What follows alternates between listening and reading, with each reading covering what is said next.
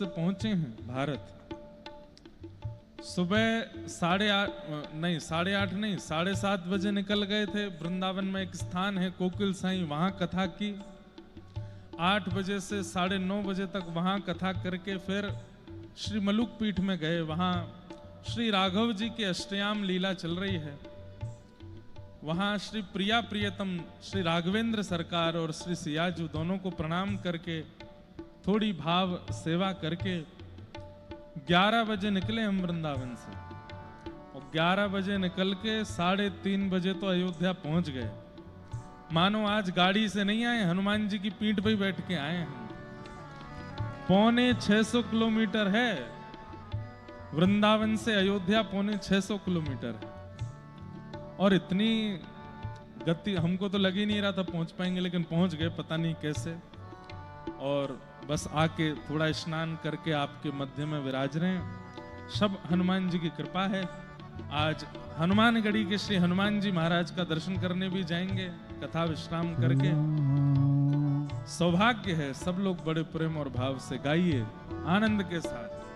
हे मंगल मूर्ति मारुति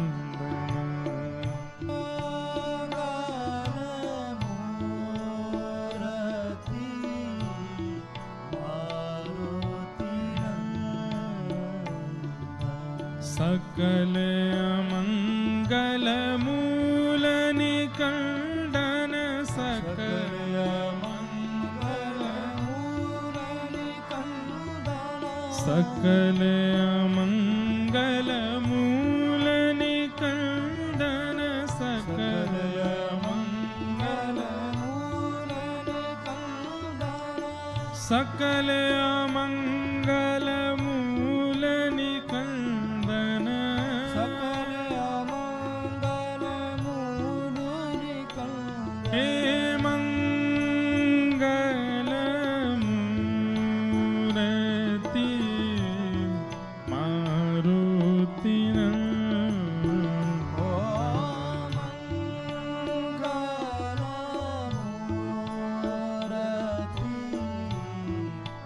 करताल बजा के गाओ।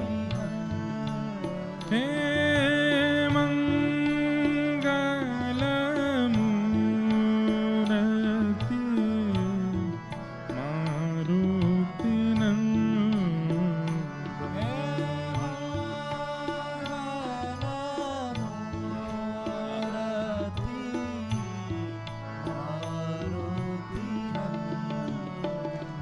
हे पवन तनय संतन हितकारी, पवन तनय संतन हितकारी। थोड़ी आवाज सुनाई दी आपकी, थोड़ा और भाव से गाओ।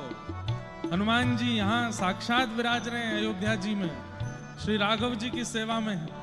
आज हम सब उनको जन्मोत्सव मनाने आए हैं, भाव से गाओ। पवन तनय संतन हितकारी, पवन तनय संतन हितकारी, पवन तनय संतन हितकारी, पवन तनय संतन हितकारी। हृदय विराजत अवध बिहारी,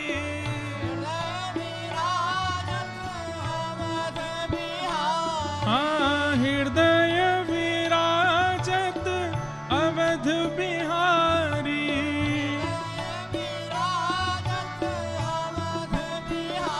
हे मंगल मूर्ति मारुति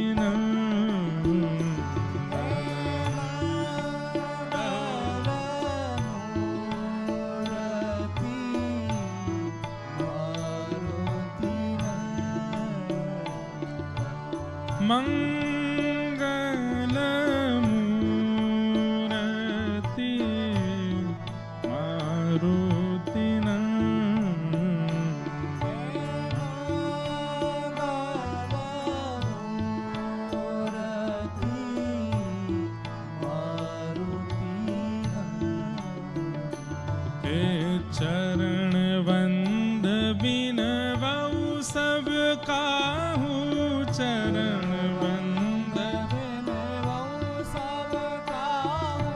चरण बंद विनवऊ सब काहू, चरण बंद विनवऊ सब काहू। देहु राम पद नेहु निवाहु, देहु राम पद नेहु निवाहु।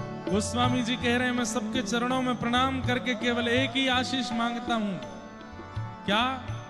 देहु राम पद नेहु निवाहु, राघव जी के चरणों में मेरा अत्यंत स्नेह और प्रेम हो जाए, ऐसी कृपा करो। भैया एक बात तो है, ये अयोध्या जी की कथा कुछ अलग है व्यवहारी है। क्यों?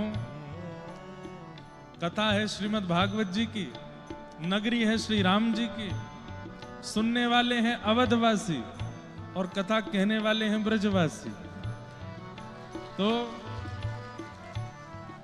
बीच बीच में राम कथा आएगी और उसका मुझे बहुत चाव है। राम कथा बीच बीच में आएगी, राम श्याम दोनों मिलते रहेंगे। श्री राघव जी माधव जी मिलेंगे, सियाजू श्री राधिका जी मिलेंगी, सरजू जी यमुना जी मिलेंगी, गिरिराज जी और कामतानाथ जी मिलेंगे, हनुमान जी और उद्धव जी मिलेंगे, और यहाँ ब्रजवासी और अवधवासी मिलेंगे। ये तो अद्भुत मिलन। हमारे प्यारे गिरधर लाल जी का उत्सव हो चुका है अयोध्या में, लगभग 4 वर्ष हो गए, 3 वर्ष हो गए, 4 वर्ष 3-4 वर्ष हो गए हैं। और तब मंदिर निर्माण चल रहा था, हुआ नहीं था, तब यहाँ पर उत्सव हुआ था। उसके बाद अब आना हुआ है। दर्शन करने तो मैं आया था राम जी के, मंदिर स्थापन के समय कहीं कथा चल रही थी तब नहीं आ पाए थे, तो बाद में आया था। लेकिन अब कथा सुनाने आए हैं तो कोई कसर छोड़ने वाले हैं नहीं, खूब भाव से करेंगे, खूब आनंद से करेंगे। यहाँ पर हमारी एक प्रार्थना है, इधर के पैसेज में संतों की बैठने की व्यवस्था भी कर दी जाए। कई संत महापुरुष यहाँ कथा श्रवण के लिए भी आएंगे, तो सब विशिष्ट ही हैं, कुछ मंच पर विराजे, नीचे वाला जो मंच है इस पर बैठने की व्यवस्था हो जाए। कुछ महापुरुष पीछे बैठे हैं, अगर कोई जाके उनको ले आए, यहाँ नीचे वाले मंच पर आसन लगा के बैठवा दीजिए। और हमारे सब विप्रदेव थोड़े थोड़े ऐसे खिसक जाओ, न हमको सबके दर्शन हो, ऐसे आ जाओ।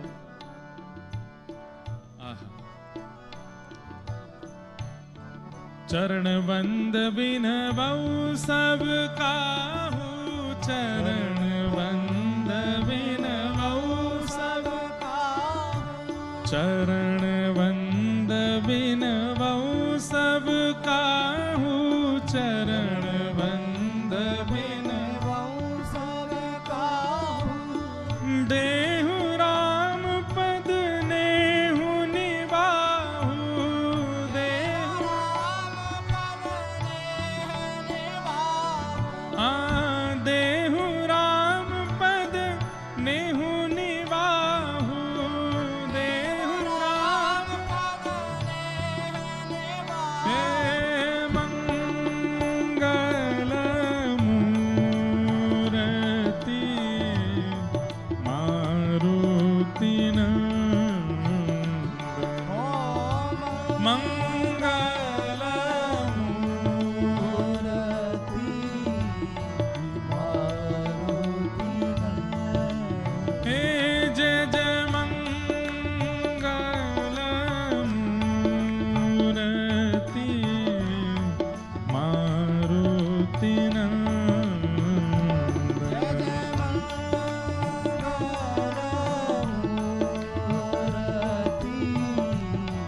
मारुति नंदन। हे सकल अमंगल मूल निकंदन, सकल मंगल मूल निकंदन। सकल अमंगल मूल निकंदन, सकल अमंगल मूल निकंदन। हे मंगल मूरति मारुति नंदन, मंगल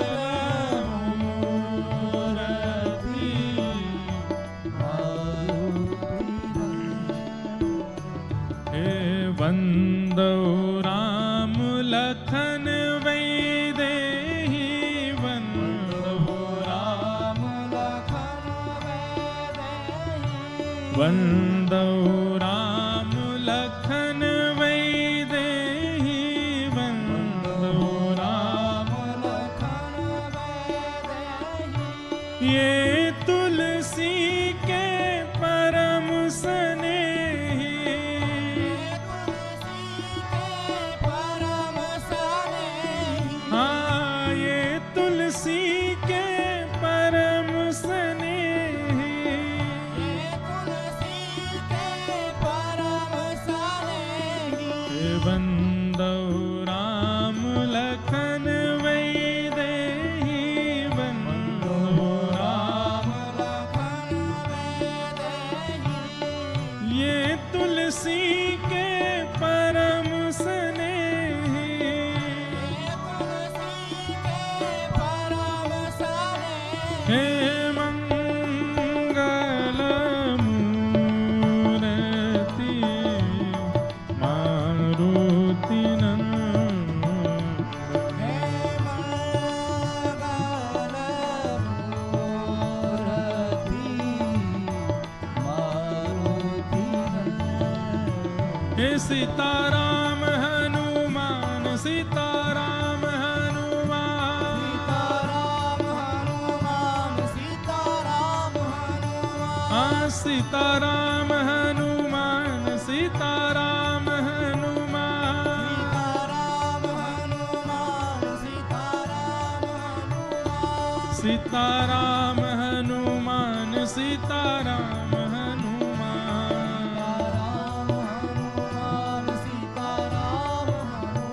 श्री सीताराम हनुमान सीताराम हनुमान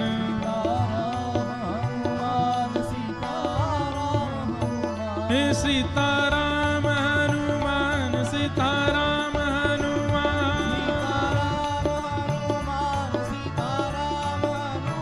श्री सीताराम हनुमान सीताराम हनुमान सीताराम हनुमान सीताराम हनुमान आओ सीताराम हनुमान सीताराम हनुमान सीताराम हनुमान सीताराम हनुमान श्री सीताराम हनुमान सीताराम हनुमान सीताराम हनुमान सीताराम हनुमान सीताराम हनुमान सीताराम हनुमान जय जय श्री सीताराम जय जय श्री राधे नमः पार्वती पतये हर हर महादेव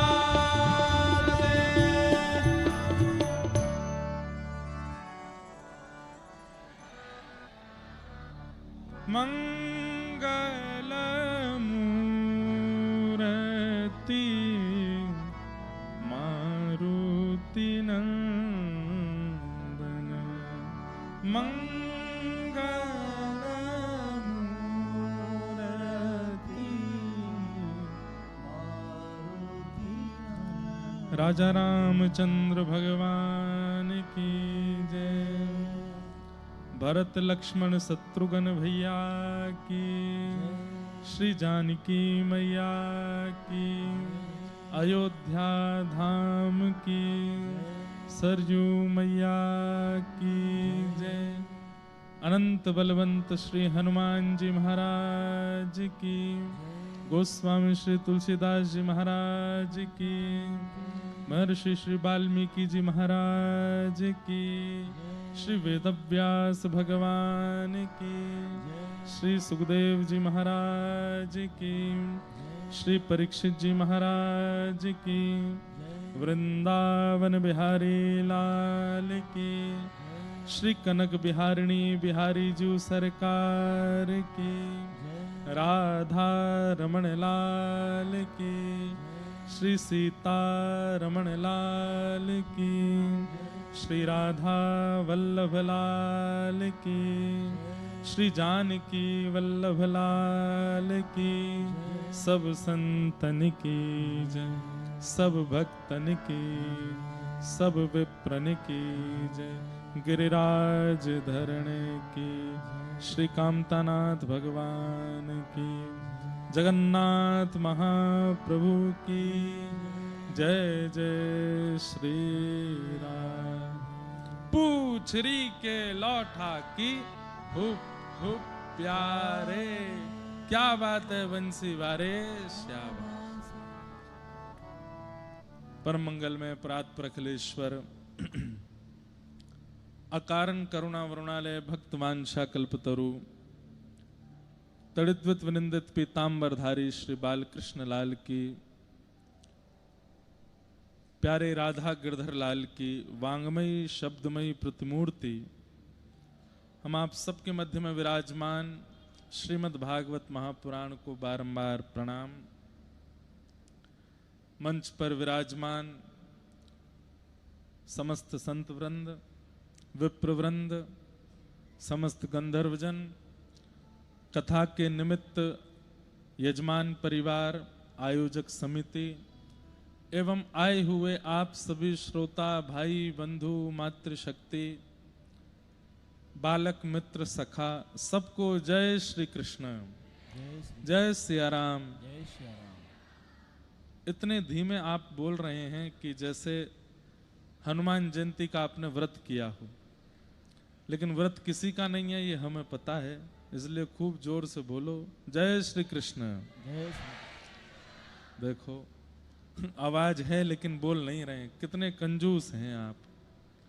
पहला दिन है आज कथा का, खूब आनंद से उच्चारण कीजिए जय श्री कृष्ण, जय सिया राम, जय श्री राम। जय श्रीमन नारायण, जय श्रीमन नारायण। जय जय श्री राधे। जय जय श्री राम। ठाकुर जी की महती अनुकंपा है। श्री अयोध्या धाम में, अयोध्यापुरी में श्रीमद् भागवत कथा श्रवणार्थ और कथनार्थ हम आप सब लोग एकत्रित हुए हैं, और ऐसा पावन उत्सव, ऐसी पावन तिथि आज हनुमान जन्मोत्सव। वैसे तो साल भर में 3 बार हनुमान जी की जन्मोत्सव, जन्माष्टमी, जन्म तिथि आती है, लेकिन कई लोग दीपावली के आसपास भी मनाते हैं, होली के आसपास भी मनाते हैं और चैत्र में भी मनाते हैं, पर मुख्य रूप से आनंद रामायण में चैत्र की जो आज की श्री हनुमान जन्मोत्सव की तिथि है, इसकी प्रधानता ज्यादा है। इसके पीछे कारण यह है कि हर कल्प में श्री हनुमान जी आते हैं, तो कोई एक तिथि नहीं है। ठाकुर जी भगवान स्वरूप हैं, वो तो एक तिथि निश्चित रखते हैं, पर श्री हनुमान जी अपने आप को भक्त स्वरूप मानते हैं तो वे भी भगवान ही, लेकिन वे अपने आप को भक्ताग्रगण्य मानते हैं, भक्त स्वरूप मानते हैं। इसलिए कोई एक तिथि स्थिर नहीं है। वैसे तो चारों युग प्रताप तुम्हारा, चारों युग कहकर के मानो चारों युगों के हर दिन हनुमान जी प्रकट हो रहे हैं, ऐसी भावना है। लेकिन आज विशेष रूप से श्री हनुमान जी महाराज का प्राकट्य उत्सव हम आप सब लोग मना रहे हैं। अयोध्या नगरी जो हमारे भारतीयों की अब पहचान बन गई है, जब से प्रभु श्री राम 500 वर्ष की प्रतीक्षा के बाद यहां पर अविराजित हुए हैं, हम आप सबका ये गौरव है, सौभाग्य है कि हम प्रभु श्री राम को मंदिर में अविराजित दर्शन कर रहे हैं, मंदिर निर्माण का दर्शन कर रहे हैं, ठाकुर जी की पूरी लीलाओं का दर्शन कर रहे हैं। ये सब हमारा सौभाग्य है। इन सब के मध्य में यह अवसर हमें प्राप्त हुआ कि हम यहाँ कथा श्रवण के लिए आए हैं। हनुमान जी महाराज पवन तने हैं, शंकर सुवन हैं, केसरी नंदन हैं, 3 पिता के स्वरूप हैं। पवन तने, पवन के पुत्र हैं। शंकर सुवन, कई जगह शंकर स्वयं, पर शंकर सुवन या सुवन यानी कि पुत्र। और केसरी नंदन मतलब केसरी के तो पुत्र हैं ही।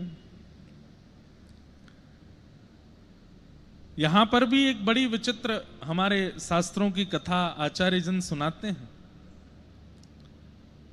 श्री हनुमान जी महाराज तीनों के पुत्र हैं। कैसे? एक कुंजस्थला नाम की देवी थी। ब्रह्मलोक में, देवलोक में इन्होंने किसी ऋषि का उपहास किया, जिसके कारण उन्होंने इनको श्राप दे दिया कि जाओ तुम संत ऋषियों का, देवों का उपहास करती हो, बानरी हो जाओ, बानरी हो जाओ। एक बात बंधुओं बड़ी समझने की है, कई बार ये जो 84 लाख योनियां हैं ना, इन योनियों में किसी कारण से ही व्यक्ति को जाना पड़ता है। कोई व्यक्ति यदि भयंकर धन के और पृथ्वी के लोभ में रहता है और लोभ में ही प्राण त्याग देता है, अगले जन्म में उसको सर्प ही बनना पड़ता है।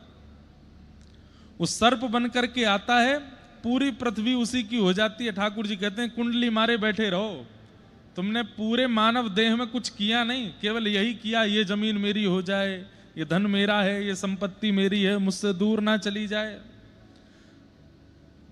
इसी लोभ के कारण अगले जन्म में सर्प बनना पड़ता है। और सर्प बनने के कारण बैठे रहो। कभी कभी सुनते हैं बहुत बड़ा तहखाना है लेकिन कोई खोल नहीं सकता, क्यों? बड़े बड़े सर्प हैं अंदर। सर्प करते क्या है? पूरे दिन केवल स्वामी बने बैठे रहते हैं कि ये संपत्ति हमारी है, कुछ कर नहीं पाते उसका। एक दूसरे की निंदा चुगली करते रहते हैं, खुदाई करते रहते हैं। इसने ऐसा कैसे कर दिया, ये कैसे हुआ, वो कैसे हुआ। चूहा बन जाते हैं अगले जन्म में, इसी प्रकार की स्थिति में जब प्राण त्यागते हैं। भयंकर परिवार के प्रति, संतान के प्रति अत्यंत मोह होता है,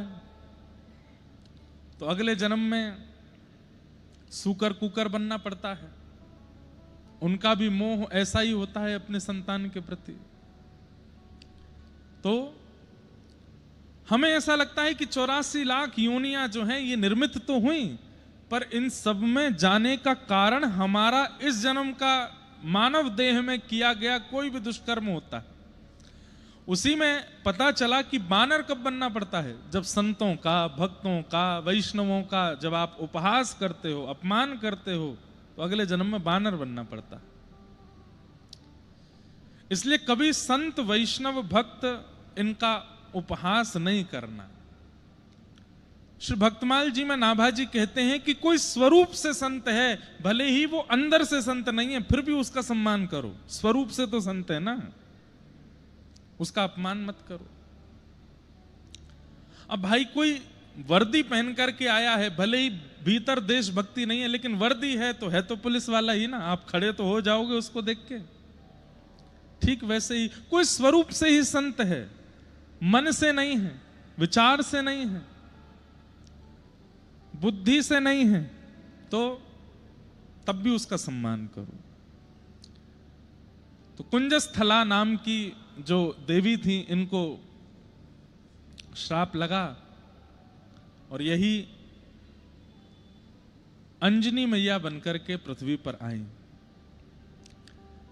लेकिन श्री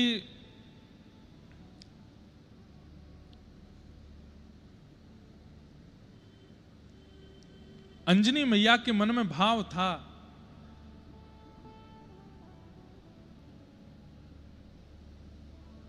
जननी जने तो भक्त जन के दाता के सूर, नहीं तो जननी बांझ रहे काहे गवावे नूर। अगर मां के गर्भ से जन्म हो तो 3 प्रकार की संतानें हो। जननी जने तो भक्त जन, या तो भक्त का जन्म हो, के दाता के सूर, क्या बहुत बड़ा दानी कोई बालक जन्म ले, या कोई बहुत बड़ा सूरवीर जो अपने देश के लिए मर मिटे, ऐसा कोई जन्म ले, इन तीनों के अलावा कोई अगर जन्म ले रहा है तो जननी इससे बढ़िया तो जन्म ना ही दे। काहे गवावे नूर, केवल खाने पीने सोने उठने और आनंद करने के लिए संतान का जन्म किस लिए हो।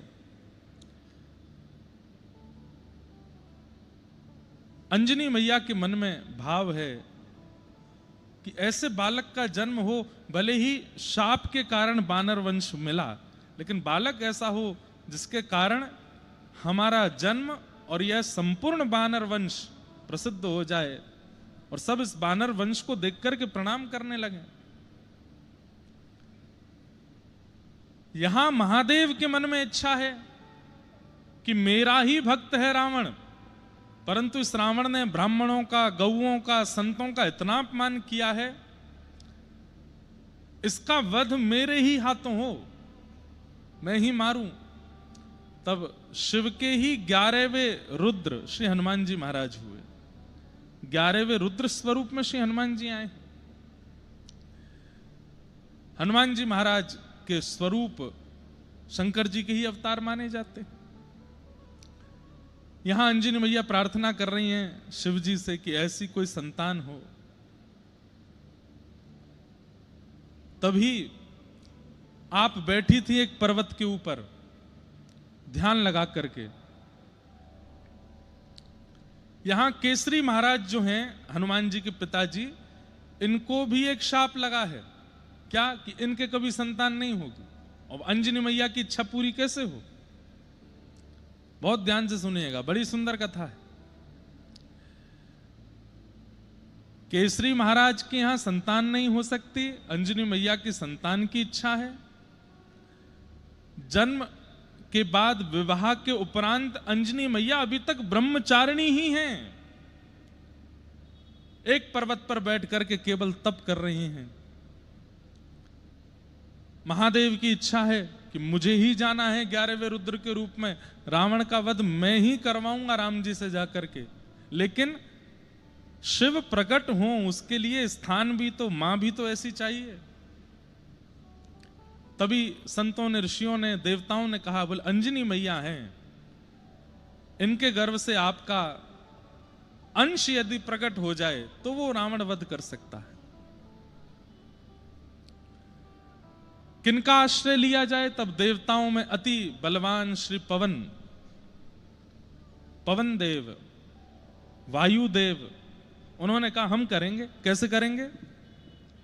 तो प्रभु श्री कृष्ण, प्रभु नारायण जब मोहिनी रूप धारण किए, इतने सुंदर बन गए, इतने सुंदर बन गए, सब देख करके मोहित हो गए। उस मोहिनी रूप को देख करके महादेव के नेत्रों से ऐसे प्रेमाश्रु प्रकट हुए, उन प्रेमाश्रुओं ने ही पृथ्वी पर आकर के अनेक अनेक रत्नों का रूप धारण कर लिया, स्वर्ण का, चांदी का रूप धारण कर लिया। उन्हीं प्रेमाश्रुओं को कई संतों ने, कई ऋषियों ने अपने पास में अभिषिंचित कर लिया।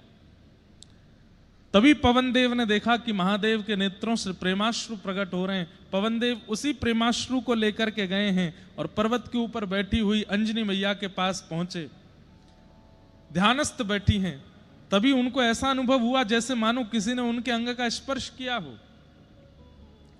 तुरंत अंजनी मैया के नेत्र खुल गए। कौन है, कौन मेरा स्पर्श कर रहा है? मैं ब्रह्मचारिणी हूं, किसकी इतनी हिम्मत हुई जो मेरा स्पर्श करे? तुरंत पवन देव बोले, मैया मैं हूं, आप बिल्कुल चिंतित मत होइए। आपने मेरा स्पर्श कैसे किया? मैं पवित्र नारी हूं, आपने मेरा स्पर्श किया कैसे? पवन देव बोले, मैया मैं पवन देव हूं, चींटी से लेके हाथी तक सबके स्पर्श करने का अधिकार है मेरा, मैं सबको स्पर्श कर सकता हूं, मुझसे ज्यादा पवित्र कोई है नहीं। इसलिए आप बिल्कुल चिंतित मत होइए कि मेरे स्पर्श से कहीं कोई अपवित्र भाव ना आया हो। मेरा अधिकार है आपको स्पर्श करने का। क्यों आए हैं आप? बोले कि मां आपके चित्त में जो इच्छा है उसकी पूर्ति के लिए आया हूं। आप बिल्कुल सावधानी से बैठे रहिए, मैं आपके कर्ण रंध्र से कुछ भाव आपके चित्त में अभिषिंचित करूंगा, जिससे एक ऐसा बालक आपके कुल में प्रकट होगा जो प्रभु की सेवा, प्रभु की सहायता करे, जो आपकी इच्छा, जो आपकी भावना, उन सब की पूर्ति